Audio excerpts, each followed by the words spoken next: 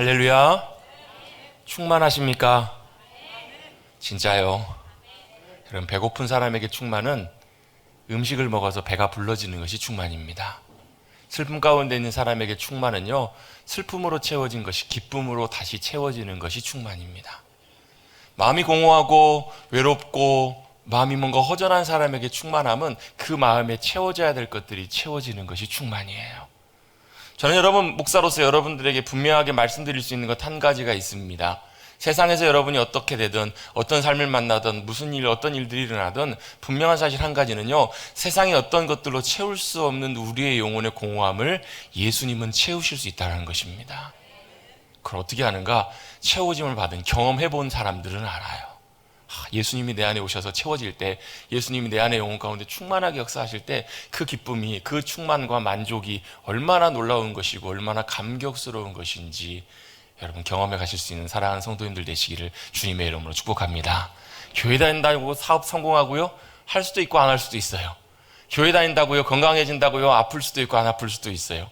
교회 다닌다고 우리의 삶이 다 잘 되는가? 잘 될 수도 있고 안 될 수도 있어요. 중요한 것은요, 그것이 아니라 우리가 교회 다니고 신앙생활하고 예수님 믿으면서 분명한 하나는 예수님이 우리 안에 충만하게 역사하실 때 우리의 영혼이 충만하게 채워진다는 거예요. 하늘의 기쁨으로, 평안으로, 놀라운 것들로 채워지면 다른 것이 부족한 것이 없어요. 다른 것으로 여러분 눈이 가지 않는다고요. 여러분의 영혼이 그렇게 채워지시는, 충만케 되시는 사랑하는 성도님들 되시기를 간절히 주님의 이름으로 축복합니다. 그 안에 예수님이 충만하게 채워지면 예수님의 사랑이 우리 안에 충만하게 채워져서요, 얼굴에 사랑이 흘러요. 그 안에, 감사합니다.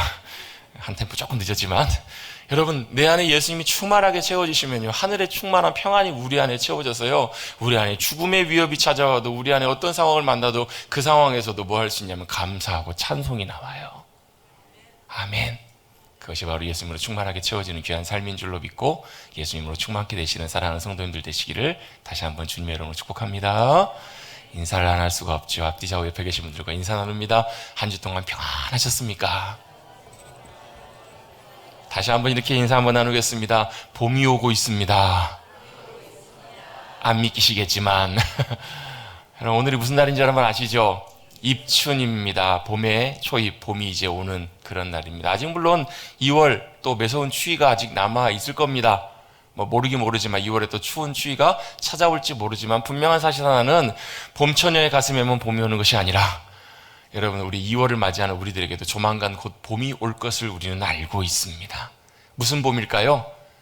대자연이 생명으로 새롭게 싹트고 올라오고 죽은 줄 알았던 나무 가운데 그 생명으로 놀랍게 꽃피고 아름답게 찾아오는 봄이 우리 가운데 찾아오는 것처럼 우리 안에도 믿음의 봄, 복음의 봄, 예수님께서 주시는 생명의 봄이 우리 가운데 임할 것을 믿고 기대하시며 나아가시는 사랑하는 성도님들 되시기를 간절히 바랍니다.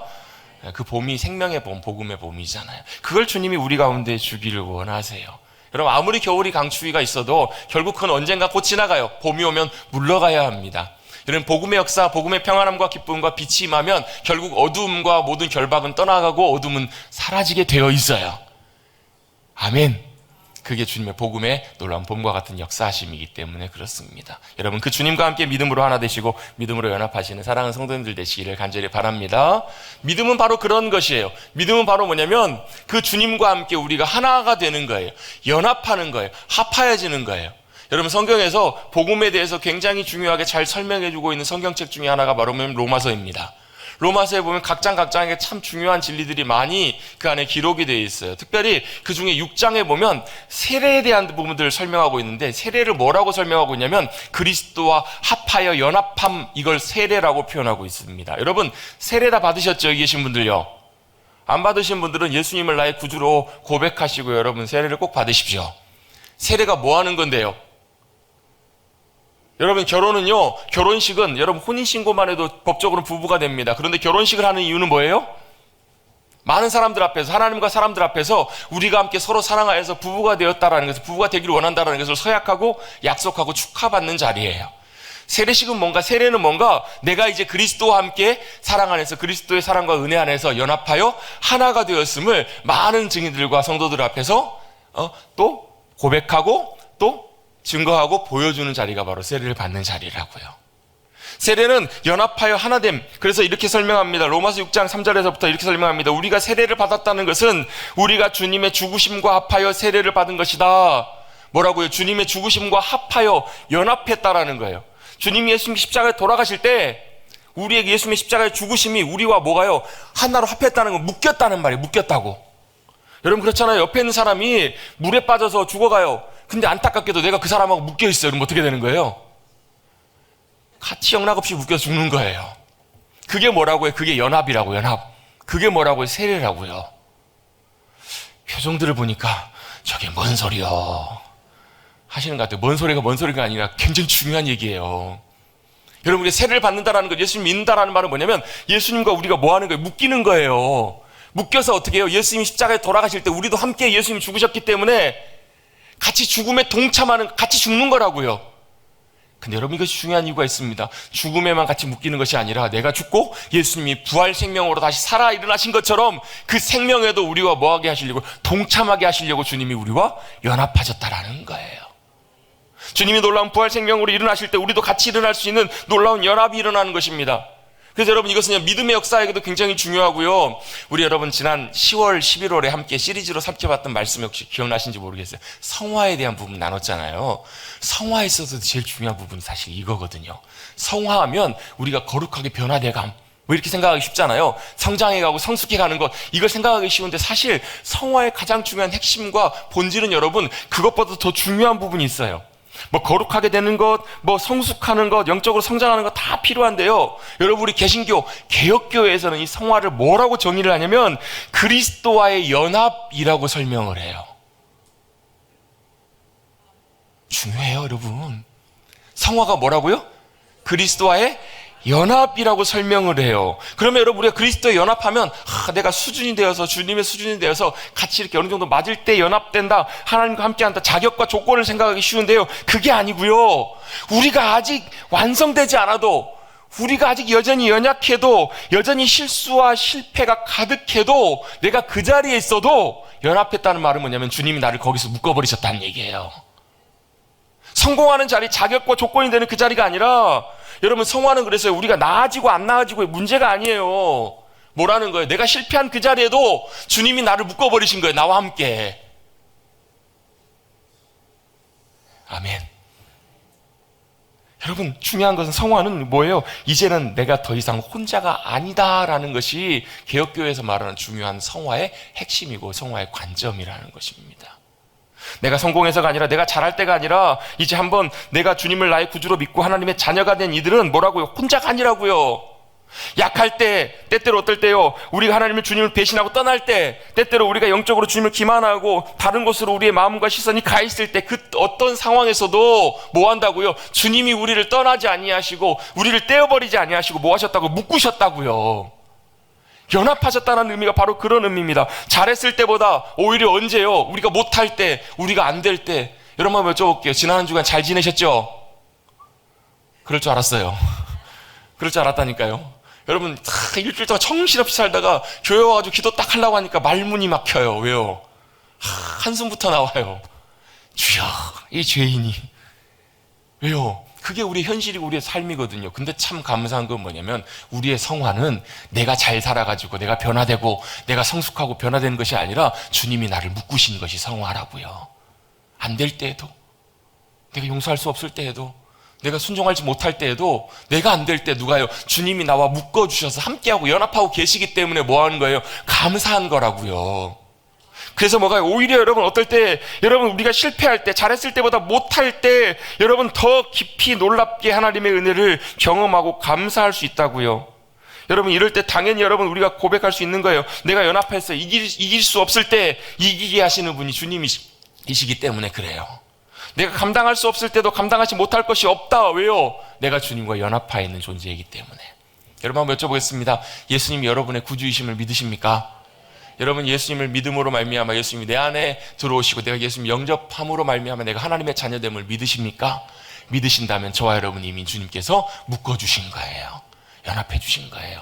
잘할 때, 못할 때, 넘어질 때, 실패할 때 그곳에서도 주님이 함께하고 계시기에 여러분 우리의 실패나 좌절은 끝이 아니라요, 주님의 놀라운 승리로 나아가게 하시는 은혜의 귀한 자리에 있음을 꼭 기억하시기를 주님의 이름으로 축원합니다. 우리가 뭐가 주님과 연합했다고요? 그것이 뭐예요? 그것이 성화의 중요한 핵심이고, 그것이 바로 뭘 의미하는가? 우리가 이제는 나 혼자 살지 않고 믿음으로 살게 되었다라는 것을 의미해요. 같이 한번 고백해 보겠습니다. 나는 혼자가 아닙니다. 이제 믿음으로 살게 되었습니다. 믿음으로 살아간다라는 말이에요. 그 말은 무슨 얘기냐면 주님이 나와 연합되셔서 묶어주셔서 주님이 함께, 나와 함께 살아가시게 되었다라는 거예요. 그게 뭐라고요? 그게 믿음의 삶이라고요. 여러분, 믿음의 삶을 살아가시는 저와 여러분 되시기를 주님의 이름으로 축복합니다. 여러분, 믿음의 삶에 대한 굉장히 중요한 많은 부분들이 있지만 오늘은 딱 한 가지 부분들을 좀 같이 좀 나누려고 합니다. 믿음으로 살아가는 부분들이 여러 가지가 있는데 중요한 한 가지 중에 하나가 바로 뭐냐면 믿음은 보는 것입니다. 믿음은 바라보는 것이에요. 근데 뭘 바라보는 것인가?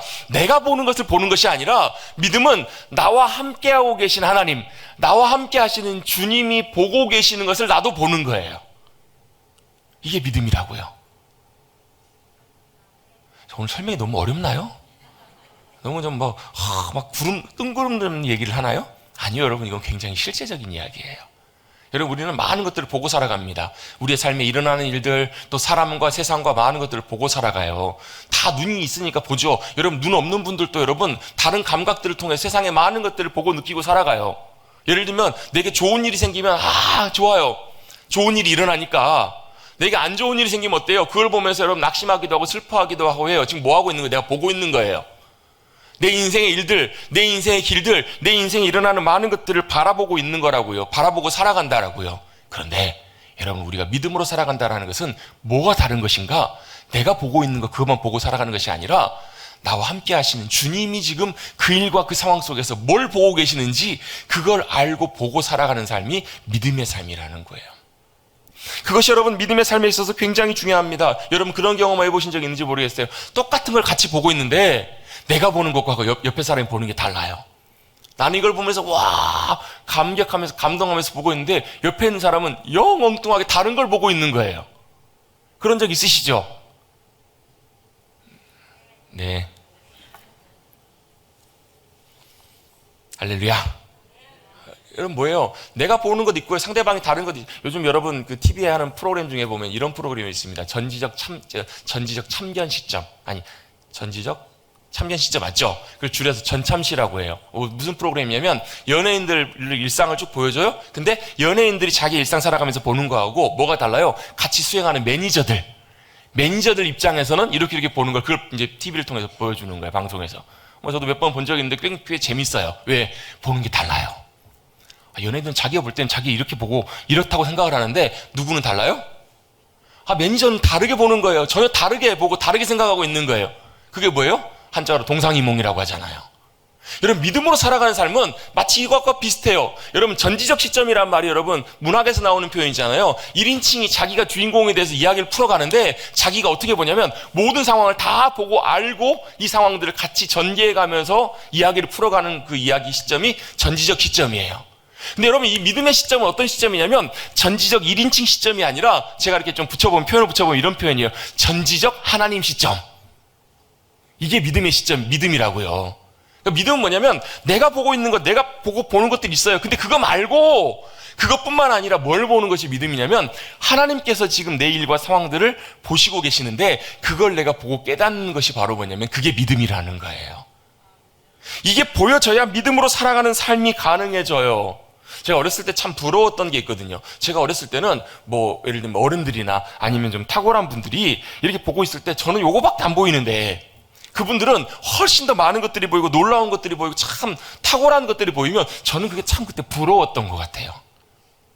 뭘 보고 있는가, 그것을 통해서 뭐가 보이고 뭐가 깨달아지는가, 그것이 굉장히 중요해요. 믿음은 내가 보고 있지만 내가 보는 것이 아니라 하나님께서 보고 계시는 것을 나도 볼 수 있는 것이 바로 믿음이기 때문에 그래요. 특별히 여러분 오늘 본문의 주인공인 바로 요셉의 삶을 통해서 그걸 분명히 알 수 있습니다. 요셉은요 하나님께서 행하신 일, 놀랍게 자신의 인생을 통해서 어떤 일을 행하셨는지 그것을 보고 알 수 있게 되고 이해할 수 있게 되었어요. 그러고 나니까요, 그의 인생에 있었던 많은 일들이, 많은 상황들이 다 풀어져요. 이래서 하나님께서 일들을 주셨구나. 사실 보면 요셉의 인생이 보면 절대로 쉬운 인생이 아니었어요, 여러분. 여러분, 요셉의 인생에 특별히 어린 시절 10대, 20대, 30이 될 때까지 그의 인생에 겪어왔던 많은 일들을 보면 참으로 여러분 정말로 쉽지 않은 어려운 많은 일들, 정말 인간으로서 여러분 쉽게 겪을 수 없는 그런 많은 일들을 겪어요. 아마 이렇게 생각했을 수 있을 거예요. 여러분, 자신의 인간적인 눈으로 봤을 때는 눈이 나빠서, 아니면 어때요? 억울하게 이런 일들이 내게 일어났다, 내게 생겼다라고 이렇게 볼 수도 있을 만한 그런 일들이 너무나 많아요. 왜 내게 이런 일이, 왜 내게 이런 상황들이, 내게 이런 상황들이 생기지? 이렇게 생각할 수 있는 많은 일들이 그의 요셉의 삶 가운데 생겼다고요. 그런데요, 요셉의 인생의 결론은 뭔가? 그 상황 속에서 그 일어나는 많은 일들을 통해서 뭘 봤냐면, 자신의 눈으로 보는 일, 자신이 겪고 생각하는 느낌과 감정들, 그거보다 하나님께서 자신의 인생을 통해서 계획하고 보고 계시는 그 일들을 그가 보게 되었을 때, 그 이전에 있었던 많은 아픔들과 많은 일들이 어떻게 해요? 자연스럽게 해결되어 버리는 것을 보게 돼요. 오늘 본문 말씀 한번 잠깐만 읽어보시겠습니다. 5절 말씀 같이 한번 읽어봅니다. 5절 한번 읽어봅니다. 시작.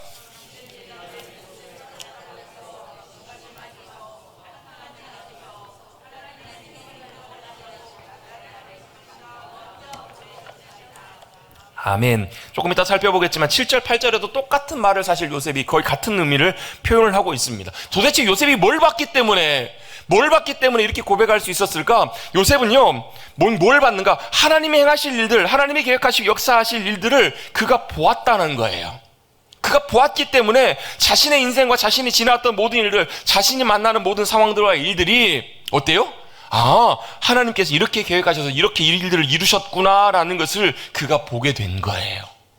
여러분, 안타깝게도 내가 여러분 바라보는 인생은 여러분 요만큼밖에 안 보여요. 여러분, 그 이상, 그 뒤에 있는 일들을 보기가 참 쉽지가 않습니다. 여러분, 요 일 다음에 있는 것들이 우리는 여러분 넘어가 보지 않으면 보이지 않아요. 그때 가보지 않으면 보이지가 않는다고요. 여러분, 우리는 요만큼밖에 못 보고 살아가요. 근데 뭘 보고 살아가는가? 우리 대부분 보면 우리 눈에 보이는 것을 보고 살아가요. 또 내가 바라고 계획하고 원하는 일들을 보고 살아가요. 그거밖에 안 보여요. 근데 여러분, 믿음으로 살아간다는 얘기는 요것만 보는 것이 아니라 오히려 이것보다, 내 눈에 보이는 이거보다 뭐 하는 거예요? 하나님이 지금 보고 계시는, 마치 여러분 위에서 보면 다 보이잖아요. 위에서 보면 다 보이는 것처럼 그렇게 바라보고 계시는 것을 나도 바라보기를 원하고, 나도 사모하고, 그걸 보고 알고 살아가는 삶, 그걸 보고 살아가는 삶이 바로 믿음의 삶이라는 거예요. 지금밖에 안 보이기 때문에 우리는 어떻게 하냐면, 이걸 보면서 좋은 일 생기면 오케이, 안 좋은 일 생기면 어떻게 해요? 노케이가 아니라 이런 일은 아니라는 거예요. 오히려 여러분 낙심해요. 불평이 나올 때도 있어요. 원망이 생기기도 해요. 그런데 하나님은 어떻게 보신다고요? 우리의 과거뿐만 아니라, 우리의 오늘 자리뿐만 아니라, 오늘 일어날 우리의 앞날과 모든 것들을 다 보고 계세요. 또 우리의 삶을 통해 행하실 모든 일들을 보고 알고 계신다고요. 그래서 어떻게 해요? 우리가 그걸 보게 됐을 때 뭐예요? 하고 이해하게 되고, 그게 그렇게 하셨구나라고 믿고 신뢰하고 감사할 수 있는 거예요. 여러분이 마땅하게 이것이 다 보이진 않더라도 우리는 뭘 기대하는 거예요? 그렇게 행하실 놀라운 일들을 믿음으로 기대하고 바라볼 수 있을 때, 하나님을 신뢰할 수 있을 때 우리는 기다릴 수가 있어요. 인내하며 기다릴 수 있어요. 그리고 나서 그때 도달했을 때, 주님이 이래서 내게 이런 일을 주셨고, 이래서 내게 이런 일을 허락하셨구나라는 것을 깨닫게 되고 감사할 수 있다고요. 그래서 저는 믿음의 열매를 제가 자주 강조하죠. 믿음의 열매가 뭐냐면 감사라고요. 믿을 때 감사할 수 있어요. 우리는 감사할 일이 생겨야 감사하잖아요. 근데 여러분, 믿음의 눈으로 바라볼 수 있을 때, 바라보기 시작할 때, 그게 지금은 바로 아닌 것처럼 보이지만 여러분, 주님께서 놀랍게 행하실 일을 신뢰할 수 있기 때문에 감사할 수 있다고요. 감사는 믿음으로 하는 것입니다. 주님이 놀라운 행하실 일들을 믿음으로 바라보고 있는 거예요. 기다리고 있는 거예요. 그리고 나서 그 일들을 나중에 결국 주님이 다 이루셨을 때, 여러분 어떤 분은요 그런 경우가 있어요. 주님이 행하실 일들 다 이루시고 놀라운 일을 이루셨는데 그거 안 보여요. 그게 그냥 일이 잘 됐나 보다 이렇게 넘어가면 절대로 주님이 우리의 삶을 통해서 역사하시고 일하시는 것들을 바라볼 수가 없어요. 감사할 수가 없다고요. 여러분, 주님은 지금도 여전히 우리의 삶을 통해서 일하고 계시고 역사하고 계신 줄로 믿습니다. 더 선하고 신실하게 우리의 삶을 인도해 주실 하나님이세요. 왜? 하나님은 선하시고 신실하신 분이시니까요. 요셉의 삶을 통해서도 그걸 너무나 잘 볼 수 있어요. 여러분, 요셉의 이야기는 여러분 성경에 보면 많이 기록돼서 열몇 장, 한 서너 장 정도 기록이 되어 있는데요. 사실 요셉의 삶을 하나하나 살펴보면 참 귀한 모습들이 너무너무 많아요. 우리가 배우고 우리가 여러분 우리의 삶 가운데 여러분 믿음으로 적용해야 될 부분들이 너무너무 많아요. 성경에서 보면 가장 예수님의 일생과 비슷한 인생을 살았던 인물 중에 한 사람이 요셉이에요. 그래서 여러분, 요셉이 구덩이에 던져질 때 예수님이 무덤에 던져지시는 것처럼 그렇게 묘사하기도 하고요. 하나님께서 요셉을 완전히 기적적으로 이렇게 세우신 것처럼 하나님이 죽음으로부터, 무덤으로부터 생명의 부활로 주님께서 이렇게 세워주시고, 이런 하나하나의 일들이 오히려 여러분 억울하게 누명 쓰고 갇히는 이런 걸 통해서 예수님이 당하신 수치와 예수님이 당하셨던 모멸감과 이런 것들을 요셉이 어찌 보면 미리 경험했다라고도 설명할 수 있을 만큼 요셉의 인생과 말씀들 하나하나 보면 참 귀하고 참 복된 중요한 부분들이 너무너무 많이 있어요. 어쨌든 간에 요셉은 여러분 자기를 형들이 죽이려고 구덩이에 던졌다가 구사일생으로 여러분 그 얘기는 잘 아시잖아요. 상인들에게 노예로 팔려가가지고 애굽으로 끌려가게 되고 우여곡절 끝에 애굽의 총리가 됩니다. 그리고 오늘 본문에서 드디어 이제 형들과 만나는 장면의 이야기가 오늘 본문의 이야기예요. 요셉이 얘기 중에서 가장 극적이고 가장 중요한 한 부분을 담고 있는 부분이 바로 오늘 본문이라는 거예요. 여러분, 요셉은 태어날 때부터 아버지의 사랑을 독차지하고 태어납니다. 왜? 그의 어머니가 요셉이 그렇게 사랑했던 부인 중에서 가장 사랑했던 아내였기 때문에. 태어난 아들 요셉을 극진히 사랑합니다. 편애할 만큼 요셉을 사랑합니다. 어렸을 때부터 큰 사랑을 받고 자라가잖아요, 요셉이. 근데 여러분, 사랑만 받은 것이 아니라 하나님께서도 그의 삶 가운데 어렸을 때부터 특별한 꿈과 계획을 주세요. 많은 사람들이, 가족들이 자신을 향해서 고개 숙이는, 엎드리는 그런 꿈을 주세요. 그건 자기가 단순히 지배한다, 높이 올라간다 그런 것이 아니라 하나님이 행하실 놀라운 일들이 있다는 것을 요셉에게 2번이나 반복해서 보여주세요. 그럼 여러분 어때요? 아버지 사랑받고 있고 또 하나님께서도 요셉을 향해서 놀라운 계획을 갖고 계시고 그 일들을 행하기를 원하시면 그의 인생이 어때야 돼요? 장밋빛 인생이 펼쳐져야 돼요. 그런데 잘 알고 있는 것처럼 장밋빛 인생은커녕 암울하고 말도 안 되는 정반대로 자신의 인생이 흘러가는 것을 요셉은 경험하게 돼요. 생각지도 못할 엄청난 일들이 일어나잖아요. 자신의 가족이었던 형제들이 자기를 죽이려고, 거의 사실 죽은 것과 마찬가지죠. 죽으라고 구덩이 던져버렸으니까 그 구덩이에 물이 없어서 살았지. 근데 다 던져서 이제 죽여버리자 했다가 죽인 것처럼 했다가 어때요? 야, 그래도 어떻게 그럴 수 있냐? 건져내가지고 사실 더 비참한, 여러분 그 당시 노예로 팔려간다는 것은, 노예는 사람 취급을 못 받는 거거든요. 노예로 팔려가는, 이젠 더 이상 자신의 인생에 사람 취급도 못 받고 살아갈 수밖에 없는, 인간 취급 못 받는 노예로 먼 타국까지 팔려서 끌려가게 됩니다. 여러분 그 마음이 어땠을까요? 여러분 그 10대 소년이었던 요셉이 그렇게 여러분 사람들로부터 배신당하고 죽을 뻔한 위기를 넘기면서 비참하게 여러분 끌려서 타국에, 이런 그 밤마다 잘 때마다 여러분 밤에 무슨 생각을 하고 잠들었을까요? 눈물로 아마 밤을 지새지 않았겠냐고요. 집에 가고 싶고 아버지 만나고 싶고 그 사랑하는 집으로 다시 돌아가고 싶고, 얼마나 여러분 밤새도록 많이 눈물을 흘리며 그런 시간들을 보냈겠냐고요. 얼마나 큰 아픔이 있었겠어요. 팔려갔는데 참 한편으로는 감사하게 애굽 왕의 누구죠? 경호대장 역할하는, 우리로 말하는 경호실장 역할하는 보디발의 집에 팔려갑니다. 근데 그곳에서 좀 잘 되는가 싶더니 또 억울하게 누명을 쓰고 성추행범으로 몰리고, 자기는 오히려 여러분 놓으십시오, 말도 안 됩니다, 도망가는데 어때요? 끈질기게 옷을 붙잡고 늘어져 가지고 어떻게 해요? 오히려 반대로 거짓 증언으로 어떻게 돼요? 감옥에 갇히게 되잖아요. 얼마나 여러분 억울했겠냐고. 여러분 세상 살아가면 제일 힘든 감정 중에 하나가, 힘든 것 중에 하나가 억울한 거잖아요. 억울한 게 얼마나 여러분 가슴 치고 통탄할 일이에요. 아마 정말 쉽지 않은 시간들을 보냈을 거예요. 억울하게 감옥에 갇혀가지고, 노예로 팔려온 것도 참으로 참 그런데 억울하게 감옥에 갇혀 감옥 생활 언제 나올지도 모르는, 어쩌면 평생 그곳에 썩을지도 모르는 그런 감옥에 갇혀있을 때 요셉의 마음이 어땠겠냐고요. 근데 또 감사하게 참 거기서 여러분 그 술 맡은 관원장은 그 애굽 왕의 가장 측근이거든요. 가장 최측근, 가장 고위직 그 사람이 감옥으로 들어오게 되고, 또 꿈을 해석해 주면서 뭐라고 얘기를 해요? 요셉이 나가시거든 저를 좀 꼭 좀 기억해 주십시오. 제가 이곳에 이렇게 있을 만한 그런 죄를 짓지 않았습니다. 꼭 좀 저를 좀 도와주십시오라고 구명활동을 해, 도움을 구해요. 근데 여러분 어때요? 그 사람은 나가자마자 까마득하게 잊어버려요. 무려 몇 년간? 2년이나요. 2년이 넘는 시간 동안 까마득하게 잊어버려요. 어쩌면 제가 생각할 때 요셉의 인생 가운데 가장 쉽지 않았던 시간이 이 시간이지 않을까. 배신당하는 거, 잊혀진 거잖아요. 잊혀진 존재로 2년이라는 시간 동안에 감옥에서 여러분 절망하면서 지낼 수밖에 없었던 그 시간들을 요셉이 보내게 돼요. 요셉의 삶이 정말로 순탄하지 못한 그런 많은 일들을 당해 억울하고 고통스러운 순간들을 지내게 돼요. 아마 모르긴 몰라도 요셉의 인생 가운데, 마음 가운데 많은 상처와 아픔들이 가득했을 거예요. 그런데 놀랍게도 참 감사하게 하나님의 계획과 뜻 가운데 기적적으로 요셉을 애굽, 그 당시에 가장 강대국이었던 애굽의 총리로 세우십니다.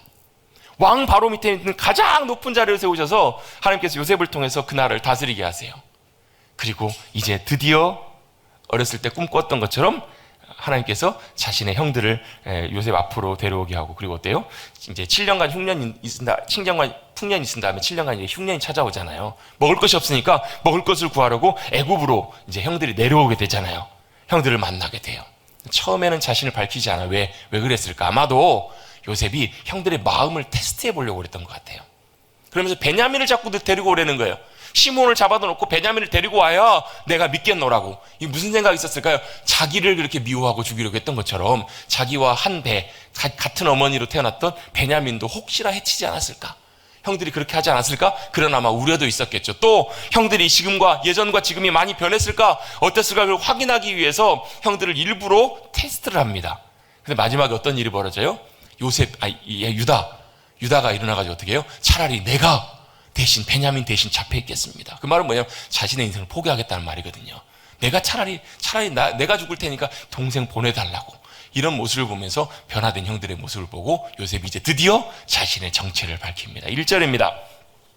요셉이 시종하는 자들 앞에서 그 정을 억제하지 못하여 소리질러 모든 사람들을 다 물러가라고 합니다. 그리고 나서 형제들 앞에서 자기를 알렸습니다. 이게 무슨 말이에요?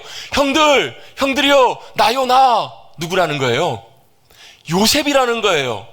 여러분, 아마 이 요셉이 형들에게 자기를 밝히고 펑펑 큰 소리로 울었다라고 표현되어 있어요. 2절에 보면요. 큰 소리를 왜 울었어요? 왜 울었을까요?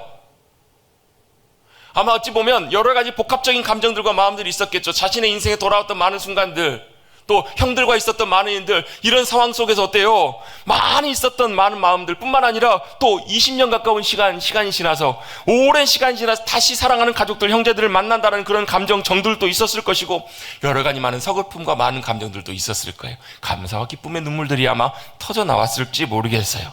그렇게 큰 소리로 웁니다. 형들에게 나요, 나. 형들이요, 나요. 지금 당신들이 팔았던 내가 지금 당신들 앞에 있습니다. 이렇게 지금 요셉이 형들에게 말을 하고 있는 거예요. 얼마나 감격스러웠겠어요. 여러분, 옛날에 여러분 한 40년 전이죠. 1983년도 이산가족 우리 상봉할 때 여러분 10수년 만에 40년 만에 여러분 헤어졌던 가족을 만나는 그들의 모습이 저는 아직도 어렸을 때도 기억이 선해요. 여러분, 사랑하는 아들, 사랑하는 자녀를 잃었다가 다시 찾았어. 죽은 줄 알았는데 다시 찾아요. 여러분, 지난주에도 참 안타까운 사건들이 몇 사건 있었잖아요. 여러분, 저 경북에서 불을 끌어 들어갔던 소방관 2분이 안타깝게 순직을 했어요.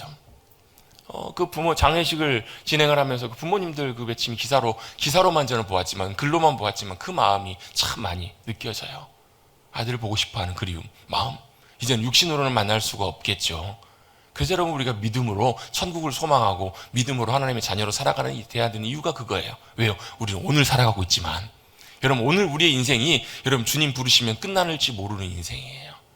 언제 여러분, 물론 그분들은 굉장히 위험한 곳에서 있지만, 여러분, 언제 어떤 사고가, 어떤 일들이 우리 가운데 찾아올지 아무도 몰라요. 어떤 이별이 우리 가운데 찾아올지 모를 때 우리에게 천국을 소망하는 소망이 있다면 다시 만날 소망과 약속이 우리 가운데 있는 거잖아요. 아멘. 여러분, 그 이별을, 육신적으로 이별해야 되는 그 아픔이 여러분 얼마나 큰 아픔인지 모를 거예요. 요셉은 여러분 가족들과 헤어졌다가 20몇 년 만에 만났어요. 얼마나 감격스럽고 얼마나 큰 기쁨으로 소리질러 울고 형들을 만났겠냐고요. 그런데 한 가지 문제가 하나 있습니다. 뭐가 문제예요? 형들은 좀 입장이 좀 달라요. 왜 달라요? 형들은 잘못한 게 있거든요. 지금 그 잘못한 게 있어요. 반가운 마음도 있었겠지만 무엇보다도 자신들이 했던 잘못, 요셉을 죽이려고 했고 노예로 팔아버린 그 죄들이 있기 때문에. 근데 그 요셉이 어떻게 된 거예요? 죽은 줄만 알았던, 이제는 다시 못 만날 줄 알았던 요셉이 자기 눈앞에 있는 거예요. 애굽의 총리로 있는 거예요. 한편으로 무슨 생각이 들었을까요? 큰일 났다. 죽었다. 이런 생각이 들지 않았을까요? 제가 만약에 요셉이었으면 반가운 마음 반, 또 반대로 어때요? 반은 어때요? 근데 그때 형들 왜 나한테 그랬냐고, 어떻게 그럴 수 있냐고. 그러면서 어때요? 저 같았으면 반가운 마음 반, 또 반은 어때요? 복수의 마음 반, 이런 마음을 가졌을지도 모르겠어요. 근데요, 먼저 요셉이 이렇게 얘기를 해요. 뭐라고 얘기하죠? 5절에도 나오죠? 걱정하지 마소서, 근심하지 마소서, 한탄하지 마소서. 근심하고 한탄하라는 말은 무슨 말일까요? 무슨 말이냐면 놀라지 말라는 거예요. 슬퍼하지 말라는 거예요. 감정적으로 걱정하거나 그렇게 슬퍼하지 말라는 거예요. 왜요? 그 이유를 설명합니다. 뭐라고 설명하죠? 하나님이 생명을 구원하시려고 나를 당신들보다 먼저 보내셨습니다. 요셉이 이렇게 고백해요. 여러분 7절과 8절도 같이 한번 읽어볼까요? 7절과 8절 다시 한번 읽어봅니다. 시작. 하나님이 큰 구원으로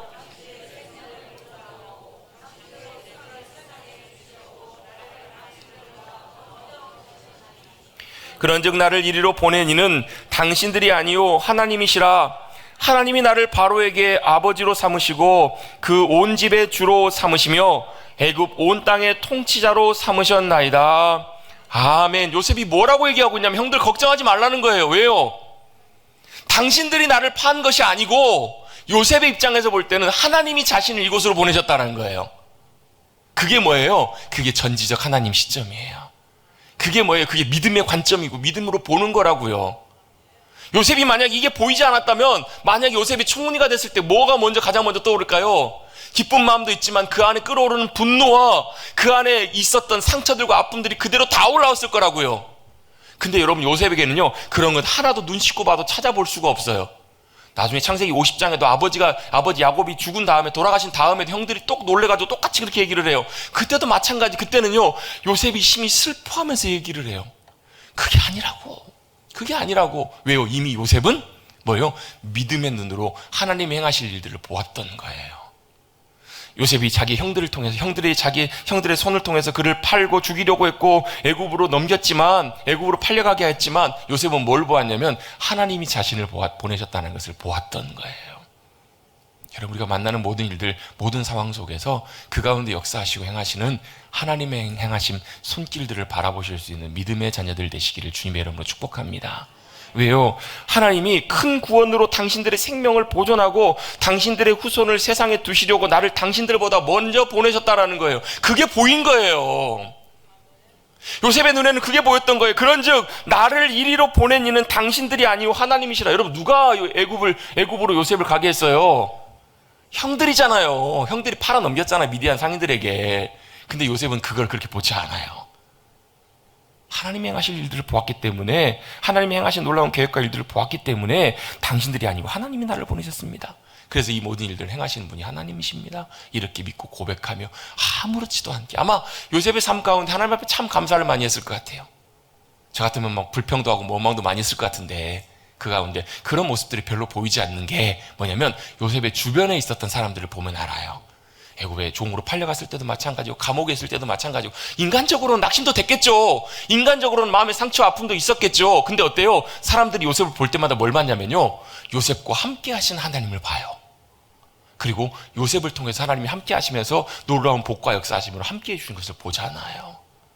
아마 원망과 불평하고 그 인생의 시간들을 채웠다면 요셉의 삶에 그런 일들이 나타났겠냐는 거예요. 여러분, 그것을 요셉은 바라보고 자신의 일어났던 모든 일들을 하나님 안에서 보고 발견하고 깨닫게 돼요.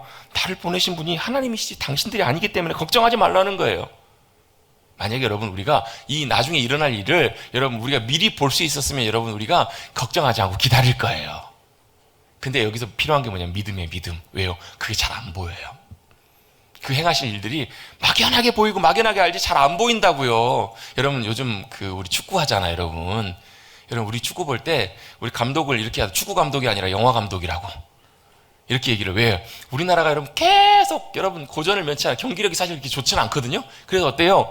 꼭 정규 시간 90분 딱 끝난 다음에 추가 시간 7분 9분 주면 언제요? 그것도 여러분 처음 1, 2분도 아니고 거의 끝나기 1, 2분 전에, 끝나기 직전에 지고 있다가 극적으로 동점골을 넣어요. 그리고 승부차기 가서 이긴다든지 아니면 극적으로 1대1 만들어가지고 연장전에 가서 골 넣고 승리를 해요. 많은 분들이 90분 1대0으로 지는 거 보면서 에이 틀렸다 TV 끄고 주무신 분들은 아마 이긴 걸 못 보셨을 거예요. 근데 여러분, 얼마나 가슴 좋아하고 막 정말 조마조마하면서 봐요. 근데 여러분, 2대1로 이미 이긴 걸 알고 보면 긴장할 게 하나도 없어요. 그렇죠? 근데 여러분 그 순간에 여러분 마지막 끝나기 1, 2분 전까지 여러분 얼마나 마음 졸이고 야 이러다 지겠다 지는 거 아니야 야유 졌다 이런 마음이 들 때 어때? 극적으로 1분 전에 극장골이 터진다고요. 그리고 역전골이 터진다고요. 여러분 바로 그것이 승리로 우리 가운데 역사하신 하나님 행하심이에요. 여러분 우리 인생이 그냥 끝나는 것처럼 보이지만 절대 그렇지 않아요. 왜요? 우리 아까 처음에 말씀드렸던 것처럼 예수 그리스도와 연합된 존재이기 때문에 예수님의 승리가 우리의 승리로 반드시 역사할 그날이 온다고요. 그걸 바라보는 것이 믿음이고요. 그 선하신 하나님께서 놀랍게 역사하실 것을 깨닫고 볼 수 있게 되는 것, 그것이 바로 믿음이라고요. 여러분 하나님께서는 선하게 우리를 향한 하나님의 놀라운 계획과 뜻하신 바를 온전하게 이루실 것을 믿고 살았던 인물이 요셉이에요. 그걸 알았기 때문에 그 순간에 하나님 앞에 감사할 수 있었다고요. 여러분 우리의 인생 가운데 일어난 이런 그게 안 보이면 그냥 뭐 잘 됐나 보다 이렇게 끝나고 말아요. 근데 요셉은 그걸 보았기 때문에 기꺼이 형들이 자신에게 했던 일들이 더 이상 아무런 영향을 미치지 못하고 기꺼이 용서할 수 있는, 왜? 이 문제 해결됐으니까. 요셉에게는요, 형들이 자기에게 했던 일들, 과거의 그런 일들이 더 이상 문제가 되지 않는 이유는 뭐냐면 이건 이미 자신에게 아무 문제가 되지 않거든요. 그걸 봤어요. 그 일을 통해서 그 일은 형들이 나를 통해서 나에게 그렇게 행한 것이 아니라 하나님께서 이 일들을 이루시려고 하나님께서 놀랍게 역사하셨기 때문에 이런 일이 일어났다는 것을 요셉이 보고 어때요? 하나님이 나를 통해서 이렇게 놀랍게 역사하셨구나. 나에게 큰 구원, 나를 통해서 큰 구원을 이루시기 위해서 그 일을 이루셨구나. 요셉은 그걸 보았기 때문에 아무렇지도 않게 감사하며 형들에게 걱정하지 말라고, 괜찮다고 기쁨으로 형들을 맞이할 수 있게 되었잖아요. 여러분 바로 그것이 믿음으로 바라보는 눈이고 믿음의 놀라운 삶인 줄로 믿습니다. 아프리카 우간다에서 복음을 전하시는 한 선교사님이 계세요. 여자 선교사님이세요. 나이가 이제 벌써 많이 드셨지만 그 선교사님이 아프리카 가서 하시는 사역이 뭐냐면 에이즈에 걸린 아이들을 돌보시는 사역을 해요. 여러분 아시다시피 아프리카라는 나라는 굉장히 좀 복잡한 나라입니다. 또 우간다라고 하는 지역은 최근까지도 엄청난 극심한 내전에 시달렸던 나라예요. 여러분 내전이 일어나게 되고요, 반군들이 지나가게 되면 그 지역이 초토화가 됩니다. 어린 아이들은 어때요? 반항하는 여러분 남자들은 다 죽이고요, 어린 아이들 중에서 남자애들은 잡아다가 몰려 자기들 나중에 이제 키워가지고 뭘 하냐면 반군 군사로 키우기 위해서 데려가요. 여자애들은 어린 아이부터 끌려가서 옛날에 우리나라 여러분 그 일제시대 때 당했던 그런 것들처럼 말도 안 되는 그런 일을 당해요. 또 많은 질병들, 특별히 에이즈가 창궐 하는데요, 대부분의 아이들이 에이즈에 감염된 아이들이 수직 감염된 아이들이 많아요. 아버지가 에이즈에 감염이 돼서 수직으로 그 태어난 아이가 태어날 때부터 에이즈에 걸려서 태어나는 거예요. 여러분 잘 아시다시피 지금은 이제 어느 정도 약물로 치료가 되고 어느 정도 약물로 극복이 되는 질병이지만, 여러분 과거만 해도 에이즈, 여러분 HIV 바이러스인가요? 바이러스가 들어오기 시작하면 몸에 있는 모든 면역 체계를 다 깨뜨리잖아요. 그래서 후천적 면역 결핍증이라고 표현해요. 에이즈에 감염되게 되면 어때요? 면역 체계가 싹 무너지니까 아이들 중에서도 감기만 걸렸는데 감기 때문에 여러분 감기가 회복이 안 돼서 죽는 아이들이 이렇게 많아요. 모기가 물리면요, 우리는 어때요? 좀 지나면 금방 또 회복이 되잖아요. 며칠 지나면. 모기가 물리면 회복이 안 되는 거예요. 나중에 살점이 떨어져 나가고. 선교사님이 너무 마음 아픈 게 뭐냐면, 멀쩡했던 아이인데, 특별히 그 아이들 중에서 이제 부모가 버린 고아들도 참 많다고 해요. 근데 멀쩡했던 아이인데 갑작스럽게 증상이 심해져가지고 갑자기 나빠져서 숨을 거두는 경우들이 너무너무 많다라는 거예요. 숨 거두는 아이를 앞에 놓고 부모와 엄마와 선교사님이 함께 보면서 어찌 보면 진짜 멀쩡했던 아이들인데 그 아이의 죽음 앞에서 사람이 갑자기 이렇게 죽는구나, 그걸 보면서 인간적인 마음으로 억장이 무너지는 마음, 그런 심정, 그런 감정을 많이 느꼈다라는 거예요. 예고 없이 찾아오는 사람의 죽음, 이렇게 죽는구나, 아니 왜? 이러면서 그 아이 옆에서 아무것도 할 수 없는, 해줄 수 있는 것이 없는 자신의 모습을 보면서 더 절망하셨다라는 거예요. 처음에는. 아니 하나님이 자기에게 아이들 살리라고 보내셨는데, 도우라고 보내셨는데 내가 아무것도 할 수 있는 것이 없으니까 너무너무 마음이 무너지고 괴로우셨다라는 거예요. 그런데 그런 일들이 반복되면서 그런 일들이 계속 지속되다가 깨닫게 되는 것이 하나 있으셨대요. 그게 뭐였냐면, 어찌 보면 이 아이가 회복되고 이 아이가 건강하게 되는 것도 참 큰 은혜이고 귀한 복이었겠지만 한편으로는 이 아이들의 죽음이 참 위로가 되는 아이러니한 그런 놀라운 경험을 하시게 됐다라는 거예요. 이 아이의 죽음이 어때요? 따지고 보니까, 생각해 보니까 어때요? 이 아이는 이 땅에서의 삶은 이렇게 마치지만 영원한 하나님의 나라에서 예수님이 그 아이들 안아주시겠구나. 아프지도 않고 배고프지도 않고 외롭지도 않고, 어떤 면에서 보면 참 잘 되었다, 이런 마음에 그런 감동들이 생기더라는 거예요. 그렇구나. 어찌 보면 이 아이의 죽음이 이 땅에서는 안타깝게 인생을 마치는 것이지만 한편으로는 참 오히려 복된, 천국에서 아버지의 품에서 예수님의 품에서 안겨서 그곳에서 더 잘 지낼 수 있겠구나라는 그런 깨달음, 그런 고백들을 할 수 있게 되었다라는 거예요. 그러면서 하신 얘기가 그거예요. 그럼에도 불구하고 왜 어려운 일이 없겠냐는 거예요. 왜 시련이 없겠냐는 거예요. 근데 시간이 지나면, 어느 정도 시간이 지나면 또 잘 마무리가 되고, 결국 남는 것은 뭐냐면 존귀하신 하나님, 사랑의 하나님, 여전히 함께 하신 하나님, 그리고 자신 같은 이도 부르셔서 어려운 이들을 돕게 하시고 그들을 통해서 하나님의 뜻을 이루어 가시는 귀한 통로로 사용해 주신 하나님, 참 감사합니다. 감사입니다. 이렇게 고백하시는 얘기를 들은 적이 있어요. 여러분, 하나님의 관점에서 하나님의 역사하심 가운데 믿음으로 바라볼 때 여러분, 우리는 그 맨 마지막에 믿음으로 서서 감사할 수 있는 우리가 될 줄로 믿습니다. 여전히 우리는 이해할 수 없는 많은 일들을 만나기도 합니다. 그런데 오히려 그 일이 지금은 내게 좋지 않는 일, 아픔이고 슬픔이고 괴로움일 수 있을지 모르겠지만 믿음의 눈으로 바라보면 하나님의 분명한 이유가 있고 계획이 있기에 오히려 그 일들을 통해서 하나님의 놀라운 구원의 역사, 생명의 역사, 하나님이 행하실 놀라운 일들을 우리 가운데 계획하고 계실지 우리는 알 수가 없다라는 거예요. 그래서 우리는 믿음으로 신뢰하며 가는 거예요. 주님이 여전히 우리의 삶에 선하신 주님의 계획하심과 행하심과 역사하심으로 함께하고 계심을 믿습니다. 여러분, 우리는 이렇게 믿음으로 고백할 수 있어야 될 줄로 믿습니다.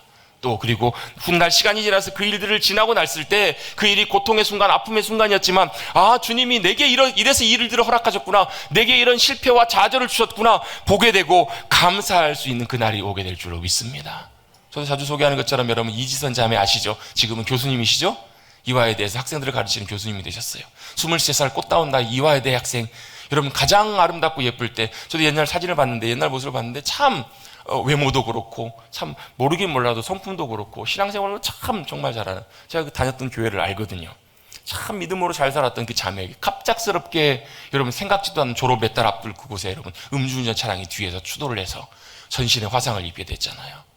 여러분, 지금의 모습이 어때요? 화상을 입고 난 다음에 모습이 어때요? 온몸이 여러분 화상으로 다 일그러져서 사람들이 지나갈 때마다 외계인이라고 혐오스럽게 보고. 여러분 생각해 보세요. 여러분, 그 꽃다운 나이 20대 그 아름다웠던 모습이 여러분 그렇게 괴물과 같은 모습으로 바뀌었을 때 본인은 어떻겠냐고요. 아니 여러분, 그 과정들이 여러분 얼마나 죽음의 고통을 넘어가면서 차라리 죽었으면 얼마나 많은 그런 생각들을 하고 그 순간순간들을 지나갔냐고요. 우리는 사실 3자 입장에서 그런 얘기를 쉽게 얘기할 수 없지만 분명히 고백할 수 있는 건 그거예요. 본인의 고백이기 때문에 그 과정들을 통해서 변함없는 십자가의 하나님의 사랑을 더 알게 하시고, 그리고 이런 모습으로 저런 모습, 아마 만약에 그런 과정들을 겪지 않았으면 아마 다른 모습으로 살았겠지만 지금처럼 하나님의 큰 사랑과 은혜와 놀라운 역사하심을 증거하고 전할 수 있는, 많은 사람들을 섬길 수 있는, 오히려 자기처럼 어려움 가운데 있는 많은 이들을 돕고 섬기는 일들은 감당하지 못했을 거 아니냐는 거예요. 여러분, 하나님께서는 하나님의 계획을 가지고 그 자매를 통해서 역사하시고 일해 오셨습니다. 그리고 나중에 돌아봤을 때는 그 일들을 통해서도 하나님이 행하신 일 때문에 감사합니다, 이렇게 고백할 수 있었던 것처럼 우리의 삶에 만나는 모든 일들, 만나는 모든 상황들 믿음으로 바라보시고 믿음의 눈으로 보셔서 감사하실 수 있는 사랑하는 성도님들 되시기를 주님의 이름으로 축복합니다. 여러분, 그런 이들의 믿음의 고백들이 저는 너무너무 많아요. 제 방에도 여러 책들이 있어요. 여러분, 미우라 얕고, 조니 에릭슨 타다, 많은 분들의 이야기가 있어요. 여러분, 그 이야기가 이제는 여러분들의 이야기가 되시기를 간절히 바랍니다. 믿음으로 우리가 만나는 모든 일들 속에서 믿음의 눈을 가지고, 그때 순간은 참 힘든 순간이었지만, 아프고 고통스러운 순간이었지만 돌아놓고 보니까 그것이 바로 주님의 일하심의 손길이었고 일하심의 놀라운 계획이었음을 믿음으로 바라볼 수 있을 때 우리는 감사할 수 있을 거예요. 여러분, 물론 꼭 다 그래야만 하는 것은 아니에요. 다만 우리에게 중요한 것은 우리 눈에 보이는 것보다 주님이 보고 계시는 것, 주님이 계획하시는 것, 그걸 여러분 우리가 바라볼 수 있는 믿음의 귀한 사람들이 되시기를 간절히 바랍니다. 요셉, 어렸을 때 하나님께서 그에게 꿈을 주셨습니다. 결국 그 꿈이 여러 가지 과정들을 통해서, 여러분 형들이 그런 얘기를 하거든요. 형들을 찾아갈 때 형들이 요셉을 보면서 뭐라고 하냐면 비아냥거리면서 이렇게 얘기합니다. 어이, 저기 꿈꾸는 자가 온다. 그러면서 뭐라고 얘기하냐면 우리가 저를 죽여서 그 꿈이 어떻게 되는지 보자 라고 얘기를 해요. 근데 여러분, 그 꿈은 자신의 꿈이 아니었거든요. 하나님이 주신 계획이었고 하나님의 꿈이었거든요. 결국 자기를 죽이려고 했던 형들의 그 손길로부터도 결국 모든 과정을 통해서 주님께서 요셉을 붙드시고 지키셔서 결국 그 일을 이루시는 분은 하나님이셨잖아요. 여러분, 우리의 삶을 통해서 놀랍게 행하시고 역사하시는 주님의 일들을 믿음으로 바라보시고 결국 그 자리에서 끝에서 믿음으로 잠잠히 기다리셔서 감사하실 수 있는 저와 여러분 되시기를 주님의 이름으로 축복합니다. 요셉은 이제 그의 모든 상처와 아픔들이 다 치유되고 해결이 되었습니다. 아무리 자기가 마음을 착하게 먹는다고 해도 여러분, 과거의 그 아픔들과 상처들이 다 해결되기는 쉽지 않아요. 그런데 믿음의 눈으로 바라봤을 때 그 모든 일들이 하나님이 행하신 일들이었음을 믿음으로 보고 볼 수 있었을 때 감사할 수 있었던 요셉처럼 우리도 하나님 손길 가운데 붙들림 받으어서 우리가 만나는 모든 일, 모든 상황 속에서도 주님이 행하신 일들을 놀랍게 바라보고 경험하여서 믿음으로 감사하실 수 있는 사랑하는 성도님들 되시기를 간절히 주님의 이름으로 축원합니다. 같이 한번 고백해 보겠습니다. 요셉이 했던 고백인데 하나님이 나를 보내셨습니다. 지금도 우리를 통해서 주님은 역사하십니다. 아멘. 그것을 믿음으로 바라보시고 경험하시고 누리실 수 있는 하나님의 기쁨으로 살아가시는 믿음의 백성들 우리 모두가 되시기를 간절히 주님의 이름으로 축복합니다. 하나님 감사합니다. 오늘도 2월을 시작하는 첫째 주일 주님 앞에 믿음으로 나와 예배하게 하여 주시니 감사를 드립니다. 우리의 삶 주님께서 눈동자처럼 바라보고 계시고 우리의 삶에 함께 하셔서 역사하시는 주님이심을 우리가 늘 믿고 믿음의 눈을 들어서 우리의 인간적인 눈으로 보이는 현실과 상황만 볼 것이 아니라 놀랍게 역사하실 그 주님을 믿음으로 바라보며 주님이 행하실 일들을 믿고 의지하여서 마지막 주님이 놀라운 일들을 이루셨을 때 감사하며 찬송하며 우리의 모든 일들, 우리의 모든 상처와 아픔들 다 씻겨 내려가고 우리의 모든 걱정과 아픔들이 다 기쁨과 감사로 바뀌어서 믿음으로 주님 앞에 담대하게 서는, 믿음으로 주님 앞에 찬송하며 기뻐하면서는 우리 모두가 되게 하여 주시옵소서. 믿음의 눈을 우리 모두 가운데 허락해 주시기를 간절히 바라옵고 이 모든 말씀 거룩하신 예수님의 이름으로 기도드리옵나이다. 아멘.